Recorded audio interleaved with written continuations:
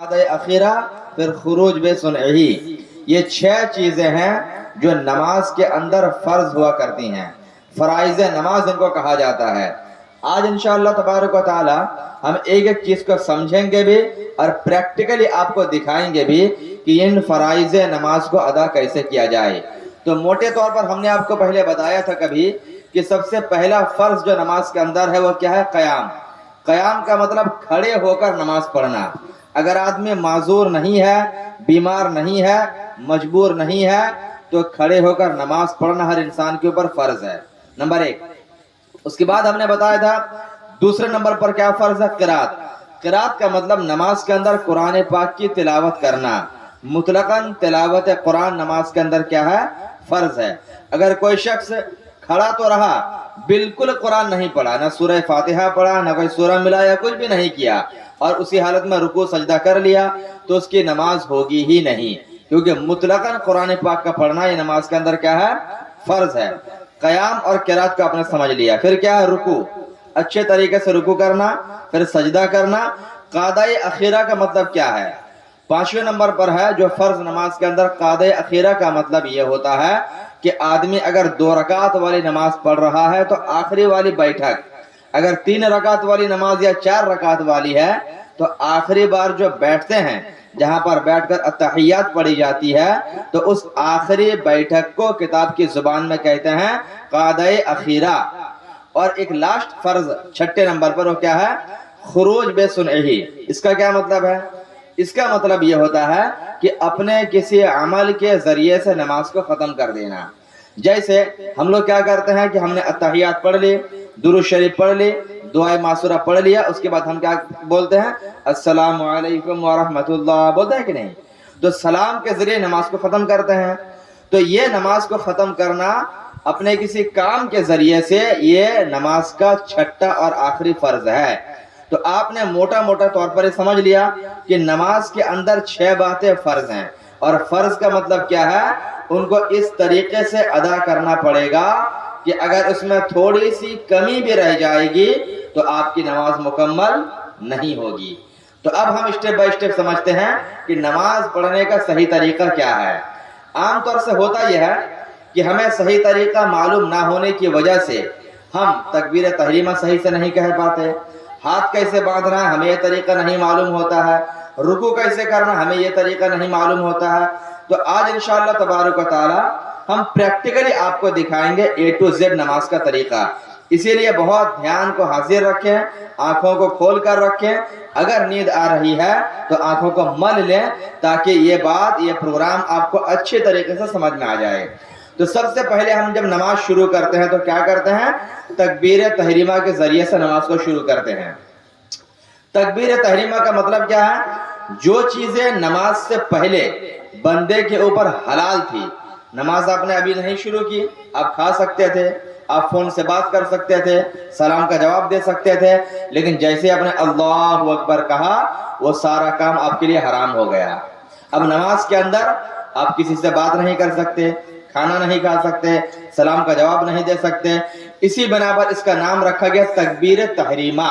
ٹھیک ہے؟ اچھا، تکبیر تحریمہ میں لوگ کہاں غلطی کرتے ہیں اس کو سنیں۔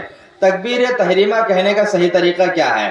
آپ نے بھی دیکھا ہوگا مسجد میں جمعہ کے دن یا عام 5 وقت کی نمازوں میں کہ لوگ تکبیر تحریمہ کے لیے جب ہاتھ کو اٹھاتے ہیں تو کچھ لوگ یوں ہاتھ رکھتے ہیں، اللہ اکبر، کچھ لوگ یوں کرتے ہیں، کچھ لوگ یوں کرتے ہیں، کچھ لوگ یوں کرتے ہیں، دیکھیں کہ نہیں؟ الگ الگ طریقہ ہے۔ تو تکبیر تحریمہ کا صحیح طریقہ کیا ہے؟ ایک فارمولا آپ یاد رکھیں کہ جب بندہ نماز کی حالت میں ہوتا ہے اس کے جسم کا ہر حصہ کعبہ شریف کی طرف ہونی چاہیے، ہر حصہ، اس کے سر سے لے کر پیر تک اس کا پورا وجود، اس کا رخ جو ہے کعبہ شریف کی طرف ہونا چاہیے۔ کیونکہ ہم لوگ نیت بھی تو یہی کرتے ہیں نا کہ نیت کی میں نے 2 رکعت نماز فجر کی اللہ کے واسطے، رخ میرا کعبہ شریف کی طرف، رخ مطلب آپ کا پورا وجود ہی کعبہ شریف کی طرف ہونا چاہیے۔ تو اس سے ہمارے فقہا نے فرمایا کہ تکبیر تحریمہ جب آپ کہیں گے تو آپ کے دونوں ہاتھ کی ہتھیلی کعبہ شریف کی طرف ہونی چاہیے، یوں، ٹھیک ہے؟ دونوں انگوٹھے کو کان کی اس لو کو ہلکا سا آپ کو ٹچ کرنا، یوں، ہاتھ کو بالکل سیدھا رکھیے کعبہ شریف کی طرف، انگلیوں کو سمیٹنا نہیں ہے، انگلیوں کو نارمل چھوڑ دیجیے، आप यूं मत कर लीजिए, उंगलियों को नॉर्मल छोड़िए और दोनों अंगूठे से कान की लौ को आहिस्ते से टच कीजिए, ठीक है। ये तकबीर तहरीमा का सही तरीका है। जो लोग यूं करते हैं या यूं करते हैं, सब तरीका गलत है। सही तरीका क्या है? आपको इस तरह से तकबीर तहरीमा कहना है। अब अल्लाह अकबर कब कहना है? कुछ लोग टच करने से पहले ही अल्लाह अकबर कह देते हैं, जैसे अल्लाह अकबर। ये तरीका गलत है। फुकहा फरमाते हैं कि टच करने के बाद आपको लफ्ज़ अल्लाह अकबर शुरू करना। जैसे हम दिखा रहे हैं, देखिए ये आपने टच किया, अब कहें अल्लाह अकबर, है ना।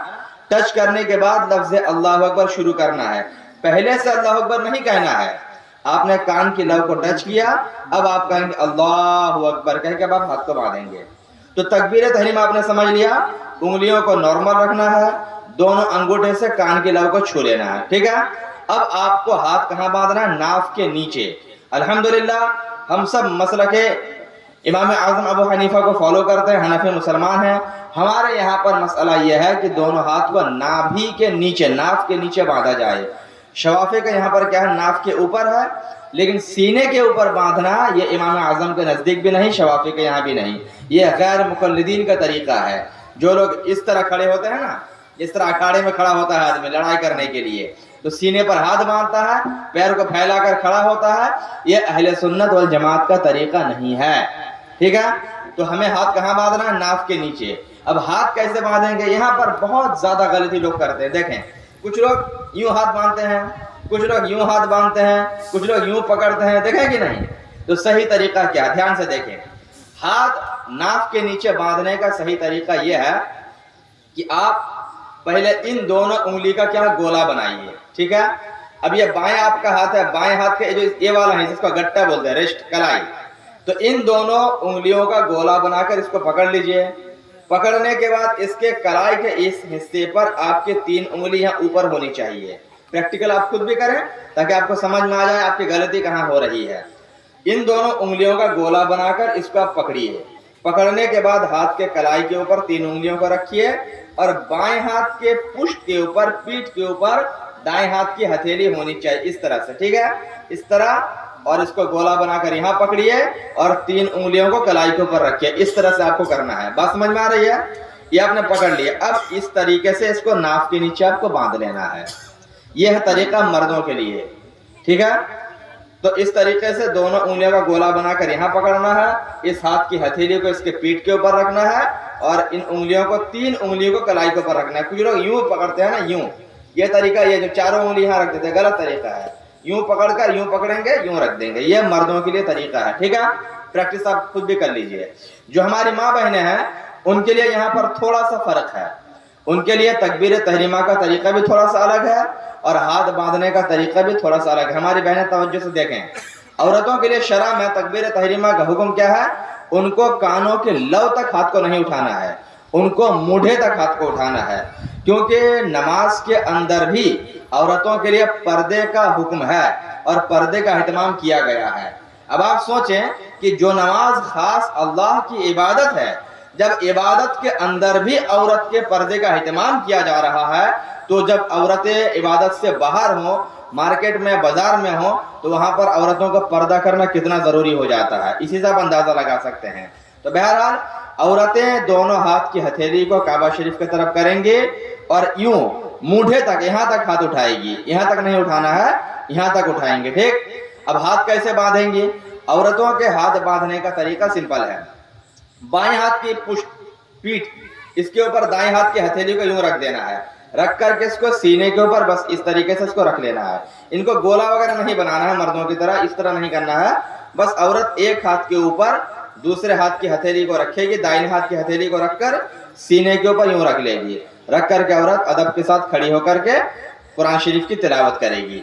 तो आपने मर्दों का तरीका समझ लिया कि कैसे हाथ को बांधना है, औरतों का भी समझ लिया। इसके बाद आपका यह कयाम, नमाज में जब पहला फर्ज है क्या कयाम, यह कयाम आपका हो रहा, कयाम हो गया। कयाम के बाद आपके लिए हुक्म क्या है? अच्छा जी, तो कयाम आपने समझ लिया। कयाम में एक अहम चीज और है जिसकी तरफ हमारी तवज्जो कभी कभी होती नहीं है, जिसकी तरफ मैंने थोड़ा सा इशारा अभी किया था, उसको और एक्सप्लेन कर देता हूं کہ جب قیام کی حالت میں ہوں گے تو ہمارے قدم کے درمیان فاصلہ کتنا ہونا چاہیے. ابھی ہم نے دکھایا تھا آپ کو, کچھ لوگ یوں کھڑے ہوتے ہیں, کچھ لوگ پیروں کو جوائنٹ کر لیتے ہیں. تو صحیح طریقہ کیا ہے؟ صحیح طریقہ دیکھیں کہ 4 انگل کا فاصلہ دونوں پیروں کے بیچ میں نارملی ہونا چاہیے. کتنا؟ کم سے کم 4 انگل کا فاصلہ دونوں پیروں کے بیچ میں ہو. اب اس سے کم اگر کریں گے تو یہ بھی خلاف سنت, اس سے زیادہ یعنی کہ بہت زیادہ اگر کریں گے جو دیکھنے میں خراب بھی محسوس ہو تو یہ بھی خلاف سنت. ٹھیک ہے, نماز ہے تو اس طریقے سے کھڑے ہو کہ لگے کہ ہاں اب بندہ نماز میں ہے. ہاں کوئی اگر تھوڑا سا موٹا ہے تو اپنے حساب سے وہ تھوڑے سے اس میں وسعت اور ہے اور تھوڑا پھیلا سکتا ہے, لیکن اتنا بھی زیادہ نہ کر لیا جائے کہ دیکھنے میں ہی خراب لگے اور ایسا محسوس ہو کہ نماز نہیں پڑھ رہا ہے بلکہ کھڑے ہو کر کشتی لڑنے کے لیے آ گیا ہے. ٹھیک ہے نا, تو کم سے کم 4 انگل کا فاصلہ دونوں پیروں کے بیچ میں رکھ کر آپ کھڑے ہو جائیں. اب آپ کی نگاہ کہاں ہونی چاہیے؟ قیام کی حالت میں آپ کی نگاہ سجدے کی جگہ پر ہونی چاہیے. اب کچھ لوگ یوں دیکھتے ہیں, آنکھوں سے اشارہ کرتے رہتے ہیں, ادھر دیکھتے ہیں ادھر دیکھتے ہیں, کیا کون آ رہا ہے کون جا رہا ہے. کتنے لوگ تو دیکھتے ہیں کہ صف میں کون آ کے کھڑا ہو گیا, ادھر دیکھتا ہے. منڈی بالکل نہیں گھما سکتے ہیں, نماز خراب ہو جائے گی. تو بہرحال سجدے کی جگہ پر آپ کی نگاہ قیام کی حالت میں ہونی چاہیے. اب یہ پرفیکٹ قیام آپ کا ہو گیا, نمبر 1 فرض. دوسرا فرض قرآن پاک کی تلاوت ہے نا, یعنی قرآن شریف کا پڑھنا, یہ نماز کے اندر قرات کرنا, یہ دوسرا فرض ہے. تو اب قرآن کو ہمیں کیا پڑھنا ہے, کتنا پڑھنا ہے؟ تو مطلقاً قرآن پاک کی کہیں سے بھی ایک آیت اگر آپ نے پڑھ لی تو کیا ہوگا؟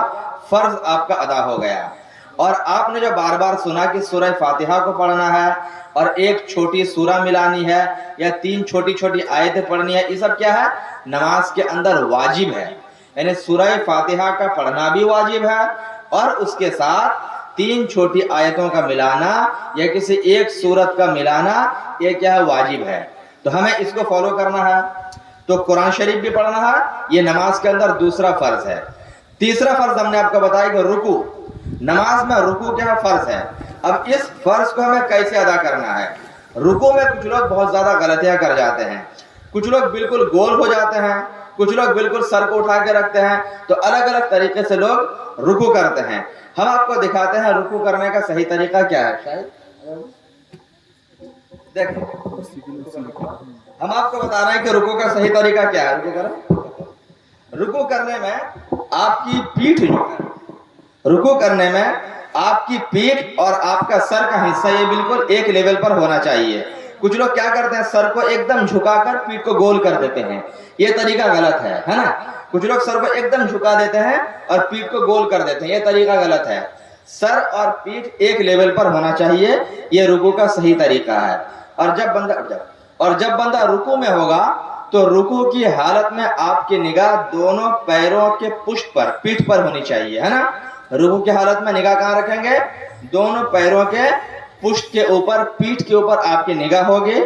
اور مکمل اطمینان و سکون کے ساتھ آپ کو 3 بار سبحان ربی العظیم, سبحان ربی العظیم, سبحان ربی العظیم کہنا ہے. ٹھیک ہے, آپ رکوع میں ہیں. اچھا, جب آپ نے 3 بار وظیفہ پڑھ لیا, اب آپ کو رکوع سے اٹھنا ہے. تو رکوع سے اٹھتے ٹائم میں کیا پڑھیں گے؟ یہاں دھیان سے سنیں. ایک ہے رکوع سے اٹھتے ٹائم کا وظیفہ اور ایک ہے بالکل سیدھا ہو کر پڑھے جانے والا وظیفہ. تو جب رکوع سے اٹھیں گے, آپ اٹھتے ہوئے کیا پڑھیں گے؟ سمیع اللہ لمن حمیدہ. اور بالکل سیدھا کھڑا ہو کر کیا پڑھیں گے؟ ربنا لک الحمد پڑھیں گے. 2 چیزیں ہیں نا. ہم رکوع میں ہیں, سبحان ربی العظیم, سبحان ربی العظیم, سبحان ربی العظیم, سمیع اللہ لمن حمیدہ, ربنا لک الحمد. سمجھ میں آ رہا؟ تو رکوع سے اٹھتے ٹائم میں ایک وظیفہ ہے اور سیدھا کھڑا ہو کر دوسرا وظیفہ ہے. کچھ لوگ ایک ہی ساتھ دونوں کو پڑھ دیتے ہیں اٹھتے اٹھتے ہی, جیسے یوں سبحان ربی العظیم, سبحان ربی العظیم, سبحان ربی العظیم, سمیع اللہ لمن حمیدہ, ربنا لک الحمد, یوں کرتے ہیں. یہ طریقہ غلط ہے. آپ کو اٹھتے اٹھتے سمیع اللہ لمن حمیدہ کہنا ہے اور سیدھا کھڑے ہونے کے بعد ربنا ولک الحمد کہنا ہے. اس میں 2-3 روایتیں ہیں.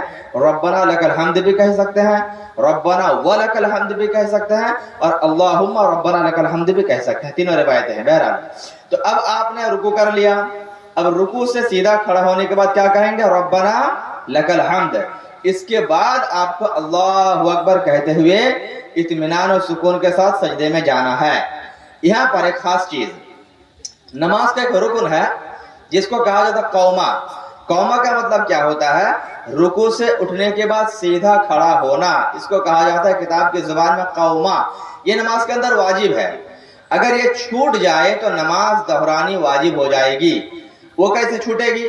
बहुत सारे लोग जो फास्ट नमाज पढ़ने के आदी होते हैं, जिनकी नमाज राजधानी की स्पीड में होती है, लोग बाकायदा तारीफ करते हैं कि फला शख्स इतना बड़ा नमाजी है, बस 1 मिनट में 3 रकात नमाज पढ़ लेता हो, इतना बड़ा नमाजी है।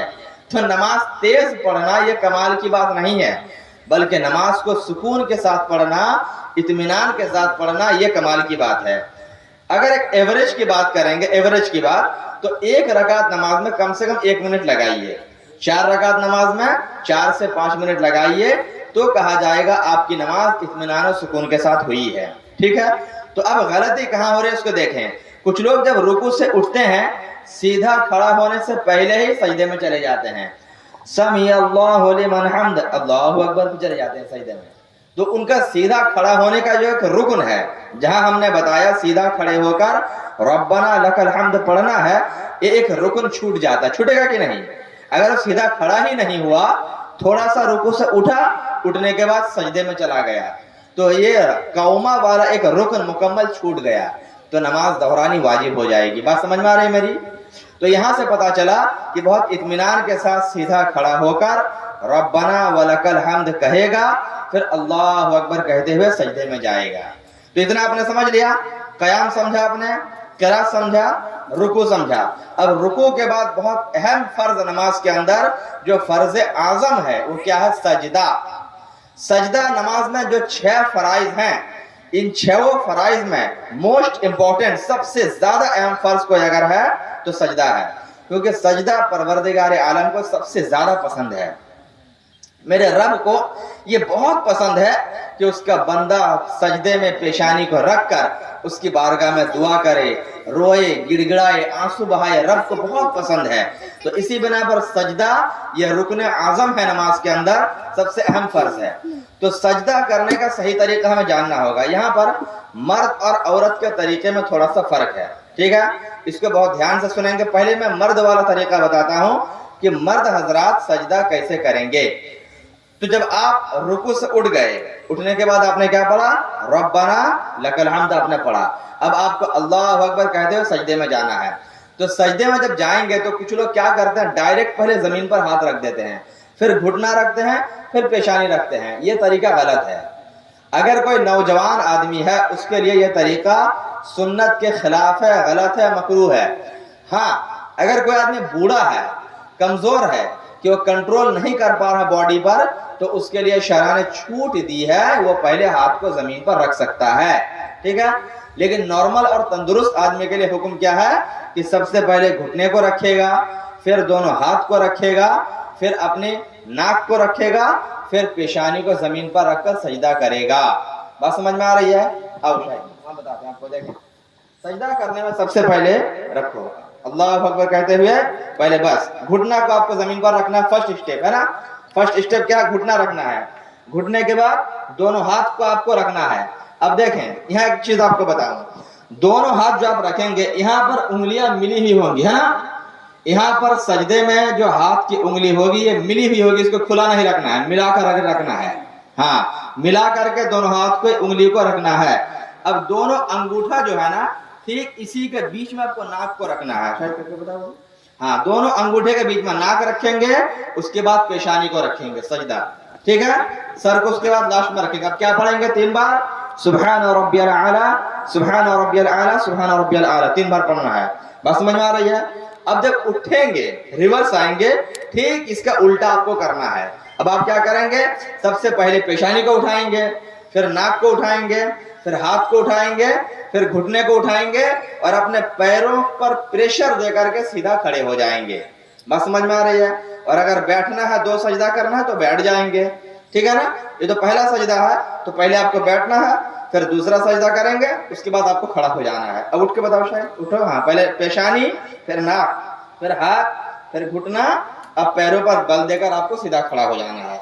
और अगर 2 सजदा करना है तो अभी आप बैठ जाएंगे। तो इस सजदा आपने समझा। अब थोड़ा पैरों वाला दिखा दो। सजदे की हालत में एक मसला बहुत अहम आता है, पैरों की उंगलियों का मसला। आम तौर से हमने जुमा में देखा या 5 वक्त नमाजों में लोगों को देखा, इसमें बहुत ज्यादा गलती करते हैं। सजदे की हालत में मसला और हुक्म शरअ यह है कि पैरों की 5 उंगलियां जमीन पर टच हुआ रखना, मिला करके रखना, ये सुन्नत है, 5 उंगलियां। और अगर 5 उंगली जमीन पर ना टच हो तो कम से कम एटलीस्ट 3 उंगलियों का पेट जमीन पर मिला हुआ होना, टच होना, ये वाजिब है, 3 उंगली। और 1 उंगली का पेट जमीन पर मिला हुआ होना, ये फर्ज है। ठीक। अब अगर कोई आदमी इस तरह नमाज पढ़ रहा है कि सजदे में है और उसके दोनों पैर यूं उठे हुए हैं, जमीन पर टच में है ही नहीं, तो बिल्कुल फर्ज ही छूट गया, क्योंकि 1 उंगली का टच होना फर्ज है ना। तो अगर बिल्कुल पैर को उठा दिया तो नमाज उसकी होगी ही नहीं।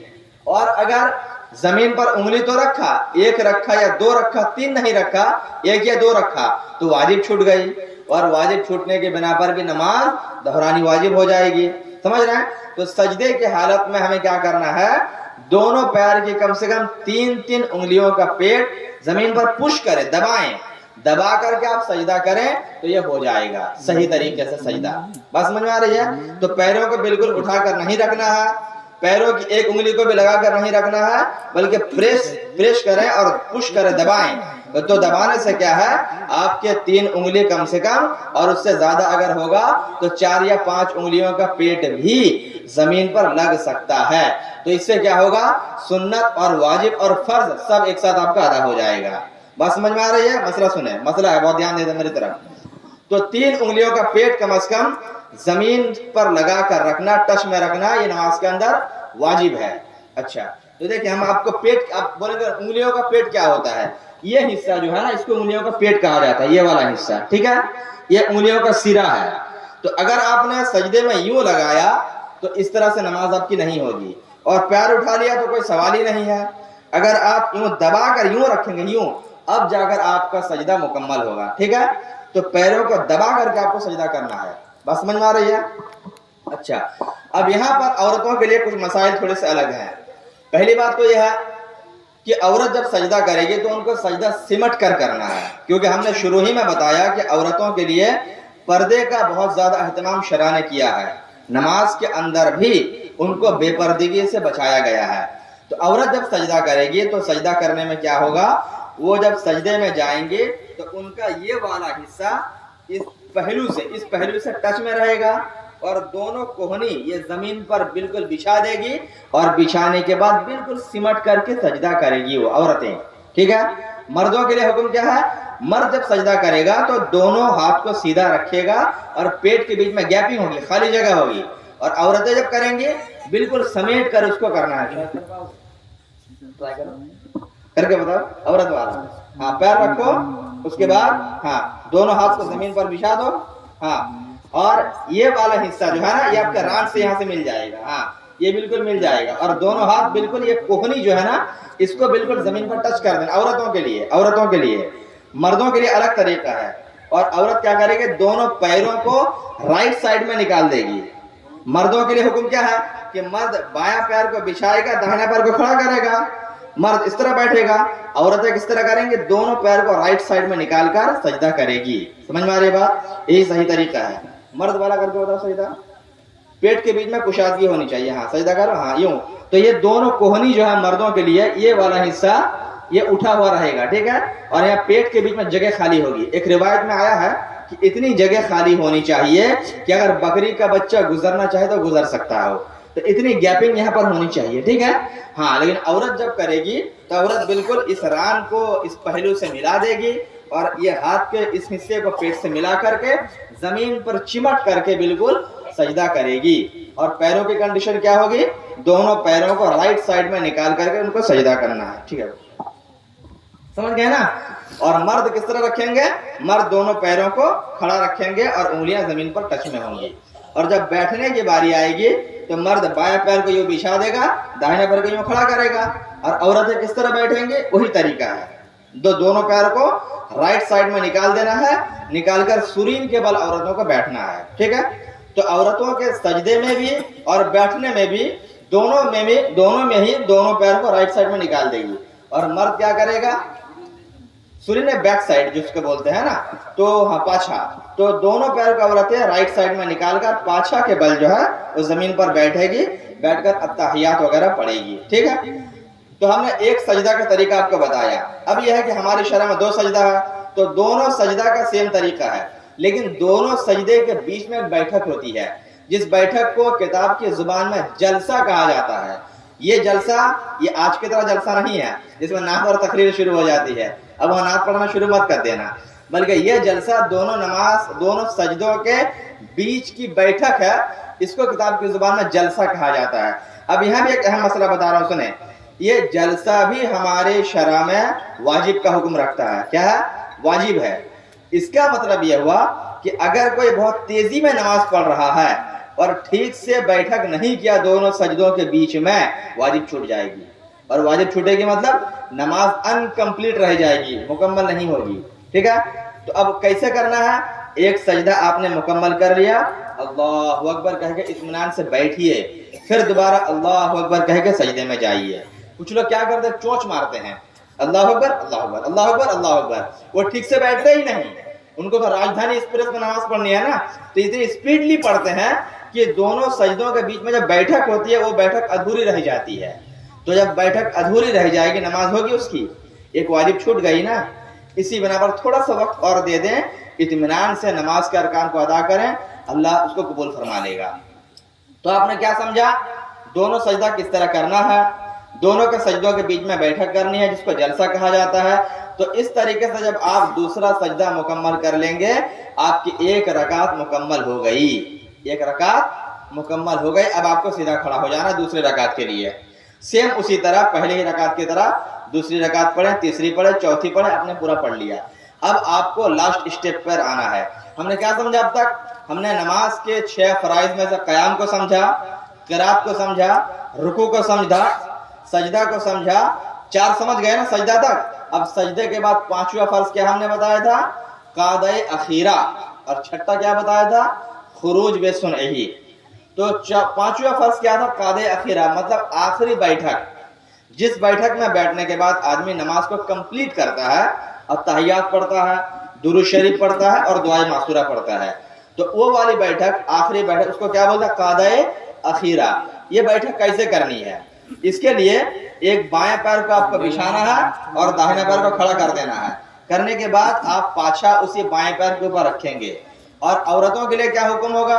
औरतें दोनों पैर दाहिना जानिब निकाल देगी और पाछा के बल जमीन पर बैठ जाएगी। अच्छा, बैठने के बाद आपको अत्तहियात पढ़ना है। हाथ कैसे रखेंगे? कुछ लोग जब बैठते हैं अत्तहियात में तो क्या करते हैं, कुछ लोग यूं हाथ रखते हैं, कुछ लोग यहाँ हाथ रखते हैं। अब अत्तहियात पढ़ना शुरू करते हैं कि नहीं? सही, हाँ, कुछ लोग उंगलियों को समेट लेते हैं, यूं कर लेते हैं, कुछ लोग यूं कर लेते हैं। तो सही तरीका यह है कि आपकी हाथों की उंगलियों का सिरा और आपका घुटना का सिरा एक लेवल पर होना चाहिए। उंगलियां नॉर्मल रहेंगी, उंगलियों को समेटना नहीं है। उंगलियों को नॉर्मल रखें और घुटने के लेवल में उंगलियों का सिरा रखें। दोनों हाथ को इस तरीके से आप रखेंगे। रखने के बाद अब आप अत्तहियात सुकून के साथ पढ़ेंगे। बात समझ में आ रही है? जो लोग यूं पकड़ते हैं ये तरीका गलत है, जो लोग यहाँ रखते हैं ये तरीका भी गलत है।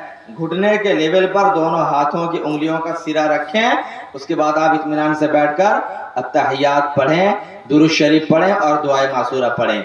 ये 5वां फर्ज था नमाज के अंदर। हाँ, और जब आप अत्तहियात में बैठेंगे आपकी निगाह कहाँ होनी चाहिए? गोद के ऊपर होनी चाहिए। कहाँ पर? गोद के ऊपर आपकी निगाह होनी चाहिए। आदमी निगाह को झुकाकर अत्तहियात पढ़े, ये 5वां फर्ज आपका अदा हो गया। इसके बाद सबसे आखिर में क्या है? छठा फर्ज, खुरूज बेसुनही, नमाज को मुकम्मल करना, नमाज से बाहर होना। तो इसके लिए हमारी शरअ में वाजिब ये है कि लफ्ज़ अस्सलाम के जरिए से हम अपनी नमाज को कंप्लीट करें। तो हम लास्ट में क्या कहेंगे? दुआ मासूरा के बाद अस्सलामु अलैकुम व रहमतुल्लाह, अस्सलामु अलैकुम व रहमतुल्लाह, है कि नहीं? तो इस तरीके से नमाज को मुकम्मल करना है। अब यहाँ पर गलती क्या होती है सुने। कुछ लोग यहाँ पर यह करते हैं कि जैसे हमने पहला सलाम फेरा अस्सलामु अलैकुम व रहमतुल्लाह, تو یہیں سے ہم دوسرا والا بھی شروع کر دیتے ہیں السلام علیکم ورحمۃ اللہ. یہ طریقہ غلط ہے. صحیح طریقہ سنیں. جیسے آپ کو پہلا داہنہ جانب سلام پھیرنا ہے, آپ یہیں سے شروع کریں السلام علیکم ورحمۃ اللہ, بس خاموش. پھر چہرے کو یہاں لائیے, پھر چہرہ کو یہاں لا کر اب پھر شروع کیجئے السلام علیکم ورحمۃ اللہ. بس سمجھ میں آ رہی ہے؟ یہیں سے شروع کر کے ادھر لانا ہے, پھر دوسرا والا یہیں سے شروع کر کر ادھر لانا ہے. دوسرا والا یہاں سے شروع نہیں کر دینا ہے. سمجھ گئے نا؟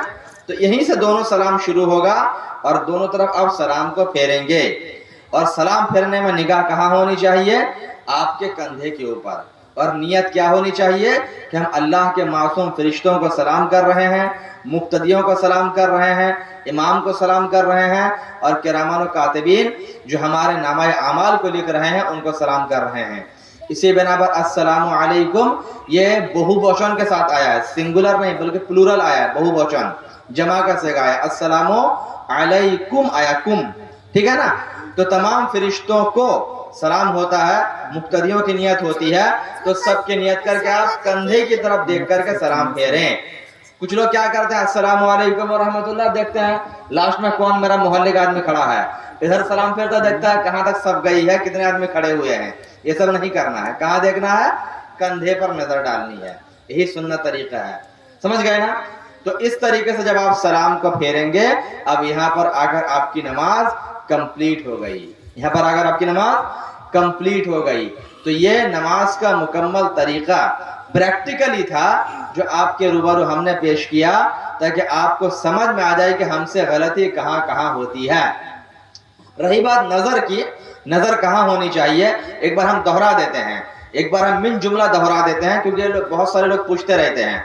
قیام کی حالت میں آپ کی نگاہ کہاں ہوگی؟ آپ لوگ بولیں قیام کی حالت میں نگاہ سجدے کی جگہ پر. رکوع کی حالت میں نگاہ کہاں ہوگی؟ رکوع میں دونوں پیر کے پیٹھ کے اوپر. اس کے بعد سجدے میں جائیں گے, وہاں پر نگاہ کہاں ہوگی؟ سجدے میں ناک کے اوپر, ہاں ناک کے بانسے کے اوپر یہاں نگاہ ہوگی سجدے میں. اور جب اتحیات میں بیٹھیں گے تو کہاں نگاہ ہوگی؟ گود کے اوپر نگاہ ہوگی. اور جب سلام پھیریں گے دونوں کندھے پر آپ کی نگاہ ہونی چاہیے. ماشاءاللہ آپ لوگ تبھی یاد کر لیے ہیں, سبحان اللہ. اتنا اچھا ذہن لے کر آپ لوگ بیٹھے ہیں ماشاءاللہ. تو یقیناً آپ لوگوں کو بتانا سنانا پورا حق ادا ہو جاتا ہے کہ آپ لوگ سیکھ رہے ہیں ماشاءاللہ, ہے نا؟ تو اس طریقے سے ہم نے جو آپ کو نماز کا طریقہ بتایا, یہ بالکل نماز کا پرفیکٹ طریقہ ہے جو بہار شریعت کی روشنی میں ہم نے آپ کے روبرو پیش کیا. اب اس کے آگے آپ کو کسی کی بات سننے کی ضرورت نہیں ہے. کوئی اگر آپ سے کہے کہ نہیں رکوع ایسے نہیں ایسے کرو, سجدہ ایسا نہیں ایسے کرو, تو وہ غلط ہے. اگر وہ کہتا ہے کوئی اس کے خلاف بات, تو اس کو کہیے کہاں لکھا ہے مجھے دکھا دو. کوئی بھی اگر اس طریقہ کے خلاف جو میں نے بتایا اگر کوئی کہتا ہے کہ عورت ایسا نہیں ایسا سجدہ کرے گی, مرد ایسا نہیں ایسا رکوع کرے گا, تو ان سے کہیے کہاں لکھا ہے ذرا مجھے دکھا دو. لیکن الحمدللہ ہم نے جو طریقہ آپ کو بتایا ہے یہ پورا کا پورا طریقہ بہار شریعت اور فتاوی ہندیہ میں لکھا ہوا ہے, ہم وہ آپ کو دکھا سکتے ہیں. ٹھیک ہے؟ تو اس کے آگے آپ کو کسی کی بات نہیں سننی ہے, اسی طریقے کو فالو کریں, انشاءاللہ تبارک و تعالی آپ کی نماز کامل و اکمل ہوتی ہوئی نظر آئے گی اور رب کی بارگاہ میں بالکل مقبول ہوتی ہوئی نظر آئے گی. ٹھیک ہے نا؟ یہ نماز کا مکمل طریقہ. اب سلام پھیرنے کے بعد آپ کی نماز ختم.